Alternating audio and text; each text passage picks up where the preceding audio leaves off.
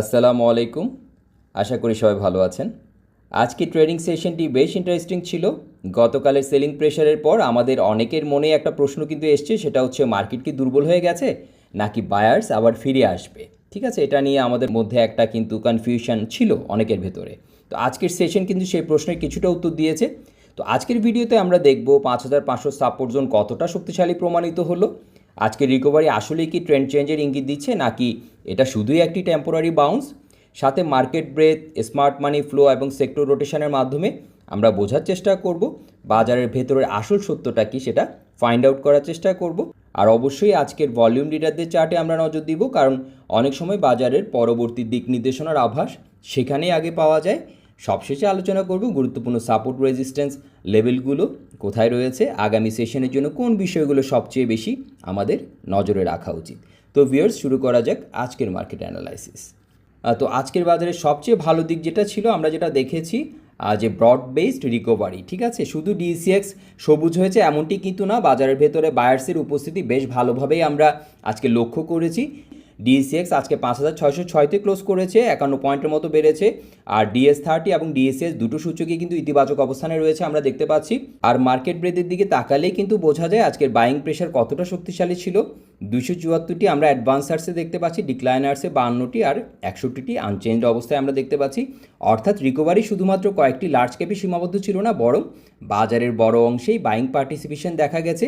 এটি অবশ্যই একটি ইতিবাচক পরিবর্তন। তো এখন যদি আমরা আজকে সূচকের চার্টের দিকে তাকাই, গতকালের বড় পতনের পরে আমাদের মনে যে প্রশ্নটা ছিল 5500 হোল্ড করে কি না, তো আজকের সেশন কিন্তু অন্তত আপাতত সেই উত্তর ইতিবাচকভাবে দিয়েছে। 5500 5550 জন এখনও কিন্তু কার্যকর রয়েছে, আমরা বলবো সাপোর্টটি কিন্তু এখনও ধরে রেখেছে। সকালের কিছুটা দুর্বলতা আমরা দেখতে পেয়েছি, 5525 পর্যন্ত নেমেছিল কিন্তু ক্লোজ করেছে 5605। তো আমরা এটিকে পজিটিভভাবে দেখছি। তো এখন যদি গুরুত্বপূর্ণ লেভেলগুলোর দিকে আমরা তাকাই, সাপোর্ট জোন হচ্ছে 5500 থেকে 5550, এটা আমাদের জন্য একটা গুরুত্বপূর্ণ সাপোর্ট। আর মেজর সাপোর্ট হচ্ছে 5300 থেকে 5360 যে লেভেলটা রয়েছে। আর রেজিস্ট্যান্স জোন হচ্ছে 5630 থেকে 5685। আর যতক্ষণ পর্যন্ত ডিসিএক্স 5500 উপরে অবস্থান করছে, রিকভারি স্ট্রাকচার ভ্যালিড রয়েছে বলে আমরা, কার্যকর রয়েছে বলে আমরা ধরে নিব। কিন্তু প্রকৃত শক্তির প্রমাণ তখনই মিলবে যখন সূচক আবার 5630 থেকে 5685 যে জোন রয়েছে রেজিস্ট্যান্স জোন, সেখানে ফিরে যাবে। তো এখন সবচেয়ে বড় প্রশ্ন হচ্ছে, আজকের রিকভারি কি নতুন আপ ট্রেন্ডের শুরু নাকি এটা শুধুই একটি টেম্পোরারি বাউন্স। সত্যি বলতে এখনও কিন্তু চূড়ান্ত সিদ্ধান্ত নেওয়ার সময় আসেনি, কারণ একটি ভালো সেশন ট্রেন্ড চেঞ্জ নিশ্চিত করে না আমরা জানি। আমাদের দেখতে হবে বায়ার্স আগামী কয়েকটি সেশনে একই শক্তি ধরে রাখতে পারছে কি না।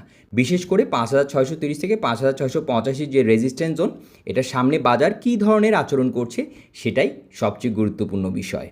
তো আজকের রিকভারির পেছনে সবচেয়ে বড় অবদান যেটা আমরা বলবো মার্কেট ব্রেথের। আমরা যেটা বলছিলাম যে 274টি অ্যাডভান্সার্সে ছিল এবং 52টি ডিক্লাইনার্সে দেখেছি, এবং আমরা দেখেছি আমাদের ট্রেড ভলিউম কিন্তু প্রায় 828 কোটি টাকার মতো আজকে আমরা ট্রেড ভলিউম দেখেছি। এটা কিন্তু ধরে রেখেছে, ট্রেড ভলিউমও কিন্তু আর ড্রপ করেনি। তবে আমি এখনও কিছুটা সতর্ক থাকবো, একদিনের ব্রেথ রিকভারি কিন্তু ট্রেন্ড কনফার্মেশন না, আমরা জানি। আগামী কয়েকটি সেশন পর্যবেক্ষণ করেই কিন্তু আমরা প্রকৃত স্ট্রেংথ কী রয়েছে আমরা বুঝতে পারবো। আর আজকের হিটম্যাপ দেখলে প্রথমে যে বিষয়টা চোখে পড়ে সেটা হচ্ছে বাজার জুড়ে গ্রিন ডোমিনেন্স আমরা দেখেছি। রিকভারি শুধু ইন্ডেক্সের মধ্যে সীমাবদ্ধ ছিল না, বরং বেশিরভাগ সেক্টরে বাইং ইন্টারেস্ট কিন্তু আমরা দেখতে পেয়েছি। ফার্মাসিউটিক্যাল সেক্টরে আমরা দেখেছি ব্যাক্স ফার্মা, ইবনে সিনা এবং কয়েকটি মিড ক্যাপ শেয়ার ইতিবাচক অবদান রেখেছে। আর ইঞ্জিনিয়ারিং সেক্টরের দিকে আমরা যেটা দেখেছি যে ডোমিনেন্স, বিডি থাই, সিমটেক্স এবং ভিএফএসটিডিএল এর মতো স্টকগুলো শক্তিশালী পারফরমেন্স দেখিয়েছে। আর ব্যাংকিং সেক্টরে এনসিসি ব্যাংক, সিটি ব্যাংক এবং পূবালী ব্যাংক ইতিবাচক অবস্থানে রয়েছে, যদিও কিছু বড় ব্যাংক এখনও আমরা যেটা বলবো যে মিক্সড চিত্র আমরা দেখেছি কিছু বড় ব্যাংকে। সব মিলিয়ে মার্কেট ম্যাপ আমাদের বলছে যে আজকের বাইং প্রেশার বেশ বিস্তৃত ছিল এবং রিকভারির পেছনে আমরা যেটা বলছিলাম ব্রড মার্কেট পার্টিসিপেশন কাজ করেছে। এখন চলুন ভিউয়ার্স, আমরা সেক্টর রোটেশন এবং স্মার্ট মানি ফ্লোর দিকে নজর দিই, কারণ মার্কেট ম্যাপের ভেতরে কোন সেক্টর প্রকৃত নেতৃত্ব দিচ্ছে সেটাই এখন সবচেয়ে গুরুত্বপূর্ণ প্রশ্ন। তো আজকের সেক্টর হেলথ চার্টের দিকে যদি আমরা তাকাই, আমরা কিন্তু দেখতে পেয়েছি যে ইন্স্যুরেন্স, ফিনান্সিয়াল ইনস্টিটিউশনস, ইঞ্জিনিয়ারিং এবং টেক্সটাইল সেক্টর তুলনামূলকভাবে শক্তিশালী অবস্থানে রয়েছে। তো আমার কাছে সবচেয়ে গুরুত্বপূর্ণ হচ্ছে ফিনান্সিয়াল ইনস্টিটিউশন সেক্টর। আমি এটার দিকে বিশেষ নজর রেখেছি, কারণ গত কয়েক সপ্তাহ ধরে আমরা এই সেক্টরের রিলেটিভ স্ট্রেংথ দেখতে পাচ্ছি। আজকের রিকভারিতেও কিন্তু সেই চিত্র খুব একটি পরিবর্তন হয়নি। এটা নির্দেশ করছে যে স্মার্ট মানি এখনও পুরোপুরি এই সেক্টর থেকে বের হয়ে যায়নি। এখন আসি আজকের ভলিউম লিডার কারা ছিল আমরা একটু দেখার চেষ্টা করি। আজকের ভলিউম লিডার বোর্ডের দিকে তাকালে আমরা দেখতে পাচ্ছি IPDC, NCC bank, BD Thai, Summit Alliance Port, ব্যাক্স ফার্মা, ব্র্যাক ব্যাংক, হ্যাঁ এগুলোকে আমরা ভলিউম লিডার বোর্ডে দেখতে পাচ্ছি এবং আগ্রহের কেন্দ্রবিন্দুতে রয়েছে এগুলো, এই স্টকগুলো। তো ভিউয়ার্স এখন চলুন আমরা এই স্টকগুলো টেকনিক্যাল স্ট্রাকচার দেখে নেই, স্ট্রেংথ এবং উইকনেস কী রয়েছে। তো প্রথমে হচ্ছে আইপিডিসি নিয়ে যেটা বলছিলাম 30 লেভেলটা হচ্ছে একটা রিজেকশন লেভেল, সেখান থেকে আমরা রিজেকশন পেতে দেখেছি। কালকে ক্লোজ করেছিল 2680-তে, মার্কেট কালকে একটা সেলিং প্রেশার আমরা দেখেছি, আজকে কিন্তু ঘুরে দাঁড়িয়েছে। তো আমরা দেখেছি আজকে কিন্তু 2940-এ ক্লোজ করেছে, একটা স্ট্রং ক্যান্ডেল ফর্ম করেছে। আর যেটা বলছিলাম অনেক দিনের একটা সিমেট্রিক্যাল কম্প্রেশনকে ব্রেক করেছে, অনেকটা স্ট্রং রয়েছে এখনও। এবং বলছিলাম যে এখানে যে একটা গ্যাপ রয়েছে, গ্যাপটা যদি ফিল আপ করে ফেলে সেক্ষেত্রে হয়তো এটাকে আমরা এক্সজেশন হিসাবে ট্রিট করব। সো আমরা এখন একটা ট্রেডিং পজ থেকে আবার ঘুরে দাঁড়াতে দেখতে পাচ্ছি। তো এখন দেখার বিষয় 30-এর উপরে অবস্থান নিতে পারছে কিনা। 30-এর উপরে স্ট্রং অবস্থান যদি নিতে পারে সেক্ষেত্রে হয়তো 32 থেকে 33 লেভেলটা ইম্পর্টেন্ট হতে পারে, আলোচনায় আসতে পারে। এরপরের স্টকটি হচ্ছে এনসিসি ব্যাংক, এটা নিয়েও কিন্তু বলেছি 1630 এবং উপরে একটা লেভেল ছিল 1740 থেকে 1750 এবং বলেছিলাম যে এরপরে এটা লেভেল যখন ব্রেক করেছে এরপরে আলোচনায় এসছে 1540 থেকে 1550-এর যে লেভেলটা ছিল সেখান থেকে আমরা দেখেছি আজকে একটা, আমরা যদি প্যাটার্ন হিসেবে বলি, একটা হারামি ফরমেশন, বুলিশ হারামির মতো ঘুরে দাঁড়িয়েছে আমরা দেখতে পাচ্ছি। সেখান থেকে আজকে কিন্তু ক্লোজ করেছে 1590। তো এখন আমাদের উপরে রিজেকশন লেভেল হিসেবে আমরা দেখতে পাচ্ছি 1630 লেভেলটা রয়েছে, এটাকে ভেঙে যদি দাঁড়াতে পারে, অ্যাকসেপ্টেন্স তৈরি করতে পারে, সেক্ষেত্রে হয়তো 1740 লেভেলটা আবার আলোচনায় আসতে পারে। তো এরপরের স্টকটা হচ্ছে ব্যাক্স ফার্মাতে আমরা দেখতে পাচ্ছি উইকলি টাইম ফ্রেমে আমি দেখানোর চেষ্টা করেছি হায়ার লো স্ট্রাকচার খুব স্ট্রং এবং একটা সময় গিয়ে আমরা দেখতে পাচ্ছি দেখেন নতুন ট্রেন্ড লাইন, এখান থেকে আবার নতুন ট্রেন্ড লাইন, নতুন একটা লেভেল থেকে কিন্তু সেটাকে এখন রেসপেক্ট করছে এবং সেখান থেকে কিন্তু আমরা স্ট্রং হতে দেখতে পাচ্ছি। এখন একটা টেম্পোরারি আমরা এখানে একটা রিজেকশন দেখতে পাচ্ছি, যেটা হচ্ছে 146 থেকে 147 লেভেলে আমরা একটা রিজেকশন পেতে দেখতে পাচ্ছি। এটা খুব একটা স্ট্রং লেভেল না, যদি আমরা এইভাবে বলতে পারি যদি 150-এর উপর একটা অবস্থান নিতে পারে, ক্লোজ যদি দিতে পারে উইকলি ক্লোজ, সেই ক্ষেত্রে হয়তো একটা ইম্পর্টেন্ট লেভেল যেটা আলোচনায় আসতে পারে 170 থেকে 172 লেভেলটা আলোচনায় আসতে পারে। সো আমি যদি আরেকভাবে দেখার চেষ্টা করি, যেটা আমি হয়তো আপনাদের সাথে শেয়ার করেছি, একটা cup and handle formation weekly time ফ্রেমে এবং সেখান থেকে আমরা দেখেছি হ্যান্ডেল ব্রেকআউট হয়েছে, সেই অনুযায়ী একটা টার্গেট কিন্তু আমরা কিন্তু একটা প্যাটার্ন অনুযায়ী একটা টার্গেট যদি দেখার চেষ্টা করি সেটা কিন্তু আমরা দেখতে পাচ্ছি একটা সম্ভাব্য টার্গেট দেখাচ্ছে, যেটা হচ্ছে 170-র কাছাকাছি, যেটা আমি পিচ ফর্ক দিয়ে দেখানোর চেষ্টা করছি। আমাদের কিন্তু আমরা মাল্টি কনফার্মেশন যেগুলোকে বলি, আমরা কিন্তু বিভিন্নভাবে দেখলেও কিন্তু সেম লেভেলগুলো আমাদেরকে কনফার্ম করছে, যেটা বলছিলাম।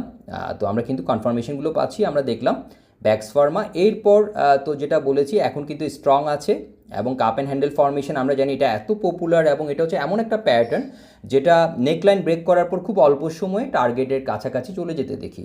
সো অল্প সময় বলতে এটা যেহেতু উইকলি টাইম ফ্রেম, সেভাবে এটাকে আমাদের দেখতে হবে। এটা কিন্তু ট্রেডিং মেন্টালিটি যারা তাদের জন্য না, সো এটা বোঝার ব্যাপার রয়েছে। এরপরে স্টকটি হচ্ছে আমরা যদি দেখি বিডি থাই, তো বিডি থাই নিয়েও কথা বলছিলাম, একটা কালকে যেটা বলেছিলাম যে একটা এনগালফিং ফরমেশনের মতো হয়েছে।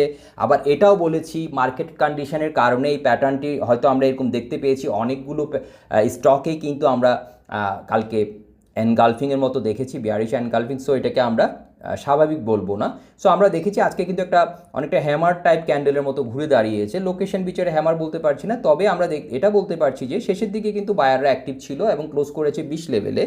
তো 20টা এখন আমাদের জন্য একটা বাধা, এখন 20 লেভেলের উপরে এটা যদি অ্যাকসেপ্টেন্স তৈরি করতে পারে সেই ক্ষেত্রে হয়তো এরপরে 22 থেকে 22.5 লেভেলটা আলোচনায় আসতে পারে। তো সেখানে কী ধরনের রিয়াকশন দেখাচ্ছে সেটা আমাদেরকে দেখতে হবে। এরপরে স্টকটি হচ্ছে ডোমিনেস। তো ডোমিনেসে আমরা যেটা দেখতে পাচ্ছি উইকলি টাইম ফ্রেমে একটা ইম্পর্টেন্ট লেভেল থেকে রিজেকশন পেয়েছে, 84 থেকে 85 লেভেলের কাছাকাছি রিজেকশন ফেস করতে দেখেছি। আর নিচের যে একটা ইম্পর্টেন্ট লেভেল সেটা হচ্ছে 70 থেকে 71 লেভেল, সেটার উপরে কিন্তু উইকলি ক্লোজটা ধরে রাখার চেষ্টা চলছে। 74.20-তে আজকে ক্লোজ করেছে। তো এখন দেখার বিষয় যে ধরে রাখতে পারছি কিনা, যদি 70 লেভেলটা ব্রেক করে যায় সেই ক্ষেত্রে একটা ইম্পর্টেন্ট লেভেল হয়তো আলোচনায় আসতে পারে 58-60 থেকে 60 লেভেলটা।